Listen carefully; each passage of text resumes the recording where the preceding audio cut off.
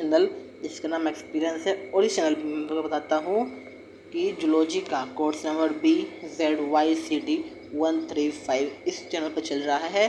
Chapter number 1 nutrition and digestion का हमने कल टॉपिक कहाँ तक कर लिया था? हमने कर लिया था मेंटेनेंस ऑफ गट लाइनिंग। तो आज क्या करेंगे? आज इसके आगे का टॉपिक करेंगे। आज का सेशन बहुत ही इंपॉर्टेंट है क्योंकि इसमें नई नई चीज़ें सीखना है।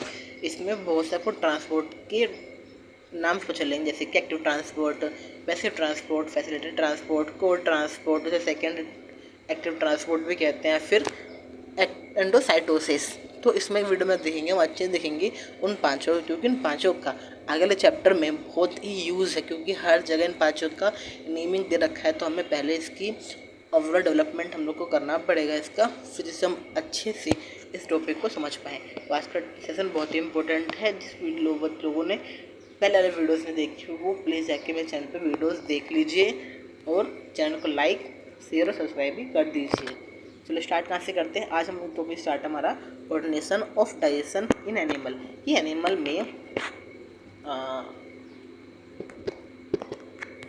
एनिमल में डाइजेशन होता कैसे है, मतलब कोऑर्डिनेशन होता कैसे है वो देखना हम लोगों को। एनिमल ने खाना तो खा लिया, उसमें कोऑर्डिनेशन तो होता है ना, हर चीज़ कोऑर्डिनेटिव वे में ही होती है। तो हमें वही देखना पड़ेगा कि इसमें कोऑर्डिनेशन होता कैसे है। तो देखते हैं कि coordination of digestion in animal. तो आज हमारा पहला टॉपिक यही है कि हमें देखना है कि एनिमल में, क्या कह रहा हूँ मैं, कि एनिमल में कैसे आपका डाइजेशन होता है वो हम लोगों को देखना है। कि इसमें एनिमल में डाइजेशन का प्रोसेस कैसे है वो देखना पड़ेगा। पहले हमने क्या करा, हमने खाना खाया, खाना खाने के बाद क्या हुआ? डाइजेशन हुआ। खाना खाने के बाद क्या हुआ? डाइजेशन हुआ। और डाइजेशन के बाद क्या होता है आपका? सिक्रेशन होता है, फिर अब्जॉर्प्शन होता है। तो इस वीडियो में तो देखेंगे, इस वीडियो में हमारा जो टॉपिक होगा वो अब्जॉर्प्शन ही होगा। क्या होगा? अब्जॉर्प्शन। राइटिंग सर गंदी आ रही है आप लोगों की, क्योंकि अभी सामान मेरे पास कंप्लीट है नहीं। अभी मंगाऊंगा सोर्स में अपना सारा सामान। अब्जॉर्प्शन, अब्जॉर्प्शन ऐसे बेसिकली अब्जॉर्प्शन नहीं, अब्जॉर्प्शन है। अब्जॉर्प्शन होता है यहाँ पे हमारा। चलो देखते हैं क्या होता है। तो पहले हम बात कर लेते हैं 3 के बारे में। कौन से 3 के बारे में? सिक्रेटिन, गैस्ट्रिन और साइक्लोसिस्टोकाइनिन। सिक्रेटिन, गैस्ट्रिन और साइक्लोसिस्टोकाइनिन जो गैस्ट्रो इंटेस्टिनल हार्मोन है, मीन्स वो हार्मोन जो हमारे गैस्ट्रिक में प्रेजेंट रहते हैं, वो हार्मोन जो हमारे गैस्ट्रिक में प्रेजेंट रहते हैं उसे कहते हैं हम गैस्ट्रो इंटेस्टिनल हार्मोन। जैसे कि हमारे सिक्रेटिन, गैस्ट्रिन और साइक्लोसिस्टोकाइनिन तीनों हार्मोन हमारे प्रेजेंट रहते हैं। जो देखते हैं कि तीनों हार्मोन प्रेजेंट कहाँ रहते हैं और इनका वर्क क्या क्या होता है। जो पहला हमारा हार्मोन है यहाँ पे गैस्ट्रिन। पहला कौन सा हार्मोन है हमारा? गैस्ट्रिन, जो कि हमारा स्टमक प्रोड्यूस करता है, मीन्स प्रोड्यूस बाय स्टमक। और क्या काम करेगा? Control S L volume. ये हार्मोन को हमारा स्टमक प्रोड्यूस करेगा और ये हार्मोन एसएल वॉल्यूम को कंट्रोल करता है। हार्मोन द्वारा बोलता आपको मैं, ये हार्मोन को स्टमक प्रोड्यूस करता है और एसएल वॉल्यूम को कंट्रोल करता है। एक हमारा सिक्रेटिन। सिक्रेटिन कौन प्रोड्यूस करता है? डुडोनम। मैंने पिछले वीडियो में बताया था आपको डुडोनम के बारे में कि डुडोनम कौन था। डुडोनम कोई आदमी नहीं था। डुडोनम सिंपल से आपका स्मॉल इंटेस्टाइन था ना, स्मॉल इंटेस्टाइन को 3 पार्ट्स में बांट दिया था, डुडोनम, जुजोनम और इलियम। उसी का पार्ट डुडोनम। तो क्या रेगुलेट करता है वो? Water homeostasis. जो सिक्रेटिन होता है वो डुडोनम से रिलीज होता है और वाटर होम्योस्टेसिस को रेगुलेट करता है। अब देखिए जरा यहाँ पे मान लेते हैं डुडोनम हमारा ये है, पहले थोड़ा सा रेस कर दिया जाए तो रिज्यूम करके आप बनाते हैं सी करेगा अच्छा सा। डुडोनम हमारा सी शेप होता है, सी शेप डुडोनम, ठीक है, डुडोनम हो गया। अब डुडोनम सेल्स भी तो होगी। एक खास बात इसमें क्या है, सेल्स को मैं अलग कलर से बनाता हूँ, आपको अच्छे से विजिबल हो जाएगा क्लियरली कि सेल्स है ये।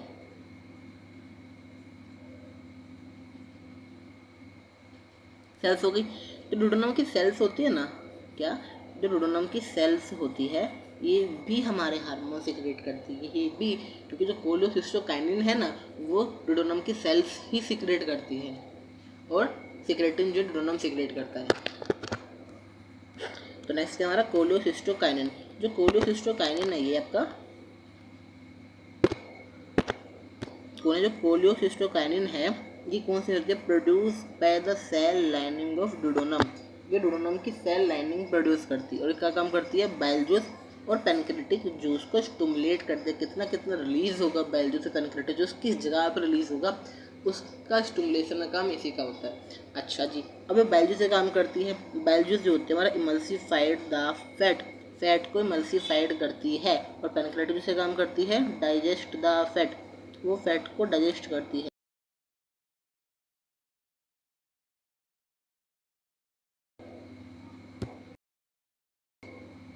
हाँ सॉरी, कुछ और चीज़ वीडियो आ गई इसके अंदर। बाइल जूस से काम करती है इमल्सिफाइड द फैट, और पेनक्रेस से काम करती है डाइजेस्ट द फैट। तो इमल्सिफाइड क्या होता है, चलो देख लेते हैं हम लोग इमल्सिफाइड क्या होता है। मैंने पिछली वीडियो में डिटेल में बता दिया था आप लोगों को इमल्सिफाइड होता क्या है। इमल्सिफिकेशन ऑफ फैट, वो कहाँ पे हमारा होता है, डुओडेनम में इमल्सिफिकेशन होता है।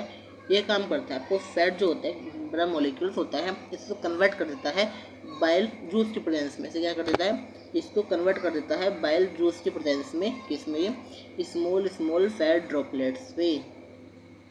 फैट की बिग मॉलिक्यूल का conversion small small fat droplets में through by using bile juice, उसे हम कहते हैं इमल्सिफिकेशन। और यहाँ पे उसे कहते हैं, हम क्या कहते हैं, इमल्सिफिकेशन। और पैनक्रेस का काम करता है डाइजेस्ट द फैट, जो फैट होगा उसको डाइजेस्ट में हेल्प करेगा। ठीक है, अच्छा जी, यहाँ पे सेकंड क्या आता है, mechanism of absorption in vertebrates animal, कि हमारा अब्जॉर्प्शन का मैकेनिज्म है क्या। हम डिफरेंट डिफरेंट जो चीज़ खाते हैं, प्रोटीन कार्बोहाइड्रेट, सबका अब्जॉर्प्शन प्रोसेस जो है, मैकेनिज्म जो है वो डिफरेंट डिफरेंट है। आपके चैप्टर में सभी के मैकेनिज्म प्रोसेस को देखना पड़ेगा और उसे मगअप करना पड़ेगा अपने माइंड में। और डोंट वरी, मैंने ईजी नोट्स बना रखे हैं, इसमें नोट्स अटैच नहीं है, वो नोट्स मैंने अलग बना देते हैं, उसको मैं अटैच कर दूँगा स्पीड अप से भी, तो आपको ईजिली समझ में आ जाएगा कैसे कैसे मैकेनिज्म फॉलो करते हैं सभी डिफरेंट डिफरेंट आपके विटामिन मिनरल्स। देखो, when we eat food, first food digestion take place in second absorption. हाँ, तो बात सही है, जब हम खाना खाते हैं तो सबसे पहले क्या होता है, खाने का डाइजेशन होता है, और उसके बाद आपका खाने का क्या होता है, अब्जॉर्प्शन होता है। जब हम कोई भी खाना खाते हैं तो क्या होता है, पहले डाइजेशन होता है, देन सेकंड अब्जॉर्प्शन होता है। क्लियर, अच्छा, अब डाइजेशन को पता चल गया, अब जो अब्जॉर्प्शन होता है ना, अब्जॉर्प्शन को एसिमिलेशन भी कहते हैं, अब्जॉर्प्शन आल्सो कॉल्ड एसिमिलेशन। इस मतलब क्या होता है, which means entry of digested food molecule into tissue of the animal. Absorption को हम एसिमिलेशन भी कहते हैं, क्या कहते हैं, एब्जॉर्प्शन को एसिमिलेशन भी कहते हैं। इसका मतलब क्या होता है कि जो फूड मॉलिक्यूल होता है ना, उसका एनिमल की टिश्यू में एंट्री, फूड मॉलिक्यूल मतलब जो फूड मॉलिक्यूल होता है उसका एनिमल के टिश्यू में एंट्री ही एसिमिलेशन होता है, या फिर आप कह सकते हो उसको अब्जॉर्प्शन भी कहते हैं। ठीक है, ठीक है, आगे देखते हैं, मूव करते हैं इसमें से। देखिए, सबसे मेन पॉइंट आप लिख रखा है आपका, क्या होता है इसके अंदर, थोड़ा ब्रीफ में बता रखा है इसके अंदर आपको। जो एंड प्रोडक्ट होता है ना आपका डाइजेशन का, एंड प्रोडक्ट ऑफ डाइजेशन,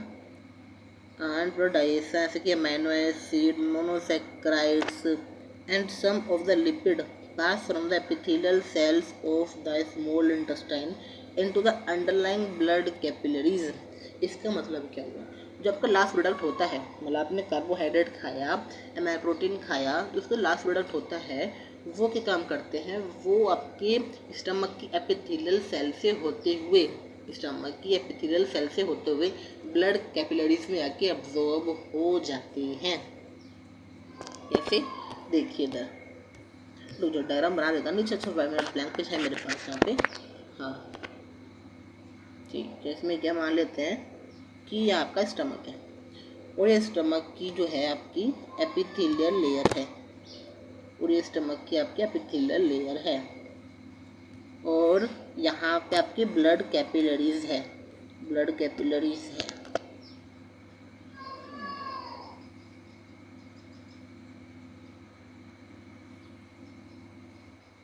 ठीक है, तो क्या होगा, पहले जो भी हमने मतलब अमीनो एसिड की बात करें तो अमीनो एसिड का काम करेगा, पहले आएगा अमीनो एसिड, ठीक है। अमीनो एसिड की बात कर रहे हैं हम लोग पहले यहाँ पे, ठीक। अमीनो एसिड पहले आएगा यहाँ पे, हाँ अमीनो एसिड आएगा एपिथेलियल लेयर से। क्या होगा, उसमें कुछ रिसेप्टर्स होंगे, ट्रांसपोर्टर्स होंगे, जिसकी हेल्प से क्या होगा, उसका ट्रांसपोर्ट होगा स्टमक में। अब स्टमक में ट्रांसपोर्ट हो गया, अब स्टमक में ट्रांसपोर्ट होने के बाद स्टमक लेयर से करेगा वो जो भी इससे करना होगा। फिर वो यहाँ से कहाँ जाएगा, ब्लड कैपिलरीज के पास जाएगा। समझ में आया, मतलब अमीनो एसिड आया तो एपिथेलियल सेल से आके पहले ट्रांसपोर्टर्स कुछ होंगे, वो उसको ट्रांसपोर्ट करके स्टमक में लेके आएंगे, स्टमक कह रहा हूँ बिल्कुल मैम, स्मॉल इंटेस्टाइन में लेके आएंगे। और स्मॉल इंटेस्टाइन से क्या होगा, उसमें कुछ दूसरे ट्रांसपोर्टर्स प्रेजेंट होंगे जो उसको ट्रांसपोर्ट करके ब्लड कैपिलरीज तक ले जाएंगे। तो ब्लड कैपिलरीज से करेगी, उसको ऑब्जर्व कर लेगी, जितना उसको चाहिए होगा, जितना उसका यूटिलाइजेशन होगा उतना उसका ऑब्जर्व कर लेगी। तो इसी में यहाँ पे क्या रखा है, ये बात कर रखी है यहाँ पे, the end product of digestion amino acid monosaccharide and some of the lipid pass from the epithelial cells or small intestine to the underlying blood capillaries। जो कुछ एंड प्रोडक्ट होते हैं डाइजेशन के, वो क्या करते हैं, हमारे स्मॉल इंटेस्टाइन में आके एपिथेलियल सेल्स के थ्रू ब्लड कैपिलरीज में चले जाते हैं। अब चले तो गए, अब इसमें जाते कैसे हैं, इसके मूवमेंट के लिए ना, इनके मूवमेंट के लिए कुछ आपके डाइजेशन के प्रोसेस हैं, जो कैसे लिख रखा है यहाँ पे, ये movement of and product of digestion into the blood circulation. ये कुछ प्रोसेसेस हैं जिसकी हेल्प से डाइजेशन होता है। कौन कौन सा प्रोसेस है आपके प्रोसेस है, 4 प्रोसेस है। कौन से प्रोसेस आपकी, 4 प्रोसेस है। ये active transport, passive transport, facilitated diffusion, को ट्रांसपोर्ट और एंडोसाइटोसिस, ये आपके 4 हैं। तो पहले हम क्या करते हैं, एक एक करके इस वीडियो में आपको समझ लेते हैं कि एक्टिव ट्रांसपोर्ट क्या होता है, पैसिव क्या होता है, फैसिलिटेटेड क्या होता है, कोल्ड ट्रांसपोर्ट और एंडोसाइटोसिस क्या होता है। उसके बाद नेक्स्ट वीडियो में क्या करूँगा मैं, इन लोगों को इनके बारे में जो नीचे लिख रखा है मैंने पॉइंट्स, की पॉइंट्स, उसको एक्सप्लेन कर दूँगा। ठीक है, कि एक्टिव मैंने सब लिख रखा है, एक्टिव ट्रांसपोर्ट, पैसिव के, फैसिलिटेटेड के लिख रखे हैं, बाकी 2 के लिखे वो मैं आपको प्रोवाइड करा दूँगा, डोंट वरी। चलो पहले स्टार्ट करते हैं एक्टिव ट्रांसपोर्ट से। देखिए पहले एक्टिव, फिर पहले पैसिव से करते हैं, फिर आपको एक्टिव समझना इजी हो जाएगा।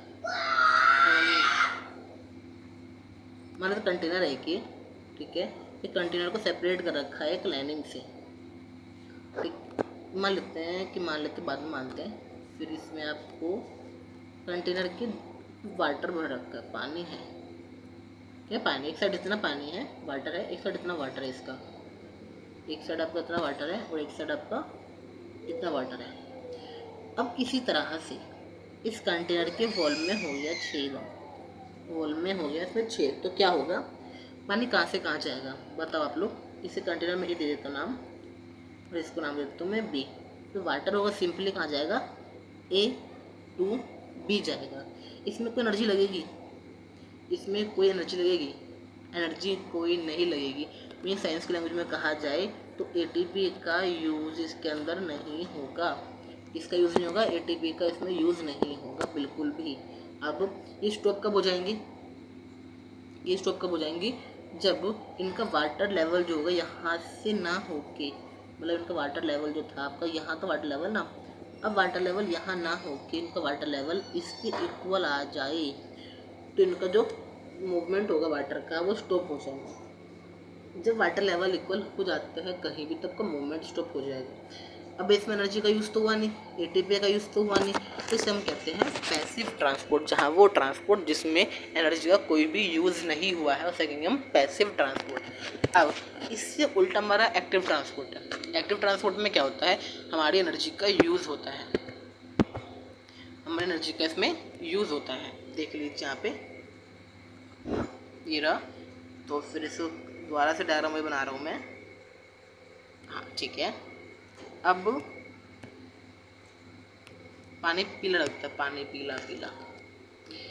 अच्छा, जब मान लेते हैं कि एक साइड इतना वाटर है, ठीक है, इतना वाटर है, और दूसरा साइड आपका इतना वाटर है, मीन्स यहाँ पे लो कंसंट्रेशन तो इधर है, ना, यहाँ लिखता हूँ, लो कंसंट्रेशन किधर है आपका, इधर है, और हाई कंसंट्रेशन इधर है। अब मान लेते हैं कि इधर एक होल हो गया। अब वाटर कहाँ से कहाँ जाएगा, सिंपल सा आप लोग कहोगे हाई कंसंट्रेशन से लो कंसंट्रेशन में जाएगा बिना एनर्जी के यूज़ के। मगर अब मैं कहता हूँ मुझे वाटर को ले जाना है कहाँ से, मुझे वाटर को ले आना है लो कंसंट्रेशन से हाई कंसंट्रेशन में। मुझे वाटर को ले जाना है लो कंसंट्रेशन से हाई कंसंट्रेशन में, लो कंसंट्रेशन से हाई कंसंट्रेशन में। तो क्या होगा, तो इस केस में मुझे यूज़ करना पड़ेगा ATP।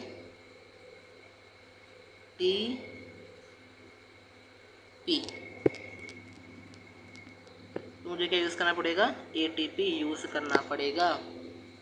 समझ में आया आप लोग? जब मैंने वाटर को या सोल्यूट को लो कंसंट्रेशन से हाई कंसंट्रेशन में ले गया तो मुझे ATP यूज़ करना पड़ेगा। एक चीज़ और समझना इससे पहले, क्योंकि मैं आगे पॉइंट बोलूँगा आपको हो सके समझ में नहीं आएगा। कि मान लेते हैं, पहले कलर चेंज करते हैं फिर मानेंगे। ये आपकी रिवर है, आपका रिवर का फ्लो इधर है, आपका रिवर का फ्लो किधर है, इधर है। अब यदि मैं कहता हूँ कोई आपके पार्टिकल है, कण है, वो इसी डायरेक्शन में मूव कर रहा है, तो क्या क्या हो गया, आप थोड़ा गंदा बन गया डायग्राम है ये ATP तो कर दो पूरा। ये आपका रिवर है, ठीक है। अब रिवर का जो मूवमेंट है ना वो इस साइड रिवर का मूवमेंट है, रिवर के फ्लो का मूवमेंट भी इसी साइड है।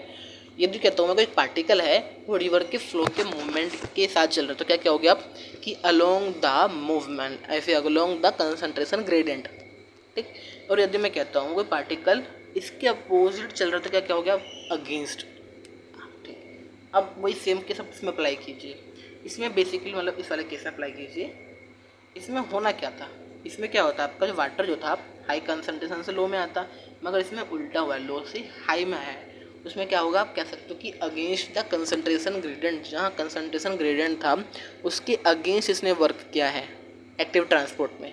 वैसे में क्या था, वैसे में क्या था, ATP यूज नहीं हुआ था और कंसंट्रेशन ग्रेडियंट के साथ साथ वर्क हुआ था, ठीक। आपका दो चीज़ हो गया। अब एक्टिव हो गया आपका, पैसिव हो गया। एक ऐसा मतलब फैसिलिटेटेड, फैसिलिटेटेड आप नाम से पता कर सकते हो, पर नाम मैं लिखता हूँ फिर पता करेंगे इससे। FAC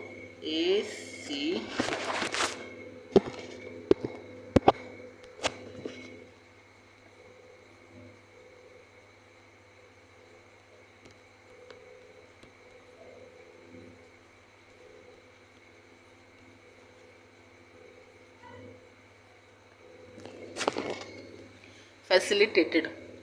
अब फैसिलिटेटेड हो गया, इसमें मतलब क्या होता है, उसको कोई फैसिलिटी प्रोवाइड कर रखी है। होता है ना कि आप देख लो कि मान लेता है कोई, हम लोग IPL देखने गए, IPL देखने गए, कुछ लोग तो होता है टिकट लेके जाते हैं, कुछ लोग VIP होते हैं, उनको फैसिलिटी प्रोवाइड कराते हैं ना। जब वो लोग आते हैं उनकी एंट्री अलग से होती है, उनका बॉडीगार्ड्स होते हैं, उनके बैठने की जगह अलग होती है, उनका स्वागत अलग होता है, उनके लिए क्या कहते हैं आपके मील्स रहते हैं, रिफ्रेशमेंट रहती है। हमारे लिए ऐसा कुछ नहीं रहता, हमें पैसे लेना पड़ता, उनको ऐसा कुछ नहीं लेना पड़ता। तो कहते हैं ना उन्हें अपना कुछ फैसिलिटी प्रोवाइड करी है। तो सेम होता है फैसिलिटी डिफ्यूज़न में। इसमें मूवमेंट तो हो रहा है, लो कंसंट्रेशन से हाई कंसंट्रेशन में, सॉरी हाई से लो में मूवमेंट हो रहा है आपका, मगर इसमें कोई फैसिलिटी है, इसमें चैनल्स प्रेजेंट हैं। तो चैनल्स आपके डिफरेंट डिफरेंट टाइप्स के हो सकते हैं और डिफरेंट डिफरेंट शेप्स के हो सकते हैं। चैनल सबका ये बना रहा हूँ मैं इधर, ये चैनल ये होता है। और बेसिकली सभी चैनल होते हैं ना एक्वापोरेंस होते हैं, सभी चैनल्स को हम एक्वापोरेंस भी कह सकते हैं। वो फैसिलिटी डिफ्यूज़न होता है। हाई कंसंट्रेशन से लो कंसंट्रेशन में तो होता है, मगर एक फैसिलिटी प्रोवाइड होती है उन लोगों को फैसिलिटेड ट्रांसपोर्ट में। तो एक काम करते हैं, आज के लिए मैं इतना रखता हूँ, मैं बल्कि एक्टिव पैसिव फैसिलिटेड को दोबारा एक बार डिफाइन कर देता हूँ नोट से। उसके बाद कोड ट्रांसपोर्ट का टॉपिक, मतलब एक्टिव को अच्छे से पढ़ लेना, फिर जो कोड ट्रांसपोर्ट है, फिर सेकेंडरी एक्टिव ट्रांसपोर्ट उसे कहते हैं, उसको मैं नेक्स्ट वीडियो में कंप्लीट करूँगा, ठीक है। देखो यहाँ पे एक्टिव ट्रांसपोर्ट में क्या होता है आपका, movement of solute from lower concentration to higher concentration, low concentration से हाई कंसंट्रेशन में आना। इसमें क्या होता है आपका ATP का यूज़ होता है और हाँ, इस पॉइंट को समझ ले चलो पहले। Electrolysis like Na sodium are absorb by active transport. जो सोडियम होता है ना हमारी बॉडी में जो अब्जॉर्ब होता है, आगे जब किडनी टॉपिक आएगा उसमें सोडियम का अब्जॉर्प्शन आता है, इसमें भी सोडियम का है बारे में। तो सोडियम जहाँ भी आपका अब्जॉर्ब होगा वो एक्टिव ट्रांसपोर्ट से अब्जॉर्ब होगा, वो कोई लो कंसनट्रेशन होता है। तो लो कंसनट्रेशन को हाई कंसनट्रेशन में जाना जाता है, तो हमेशा वो एक्टिव ट्रांसपोर्ट से ही अब्जॉर्ब होगा, एक्टिव ट्रांसपोर्ट से। अब पैसिव क्या होता है? Movement of solute from higher concentration to lower concentration. Solute का मूवमेंट हाई कंसनट्रेशन से लो कंसनट्रेशन में। इसमें क्या होता है आपका एटीपी का यूज़ नहीं होता। और लास्ट में मैंने बताया था आपको पैसिव में क्या होता है, दोनों जो साइड्स होते हैं उनका वाटर कंटेंट और सोल्यूट कंटेंट इक्वल हो जाता है। तो लाइन आप लिख रखी है मैंने, at the end the process the concentration inside the cell is equal to outside the cell. जब हमारा पैसिव ट्रांसपोर्ट होता है तो कंसंट्रेशन जो होती है सेल के अंदर की और सेल के बाहर की, वो दोनों की दोनों इक्वल हो जाती है, मतलब follow at same pitch. Okay, अब हमारा लास्ट टॉपिक क्या है आज की वीडियो का? Facilitated diffusion. इसमें क्या होता है आपका movement of solute across the cell membrane along the concentration gradient, means high concentration to low concentration. आपका फैसिलिटेटेड में मूवमेंट तो हाई से लो होता है, मगर इसमें कैरियर प्रोटीन मॉलिक्यूल इसकी हेल्प करता है। आपका फैसिलिटेटेड डिफ्यूज़न में जो मूवमेंट होता है हाई से लो तो होता ही है, मगर इसमें एक कैरियर प्रोटीन जो होता है इसकी हेल्प करता है, फैसिलिटी प्रोवाइड कराता है मूवमेंट के लिए। तो active transport, passive transport, facilitated transport में यदि आपको डाउट है तो नेक्स्ट वीडियो की स्टार्टिंग में आपको मैं डाउट क्लियर कर दूंगा। ये वीडियो इतनी रखते हैं, और तब तक के लिए bye, stay tuned, stay connected. Videos को देखते रहे, शेयर करते रहे, सब्सक्राइब करते रहे, और all the very best champs.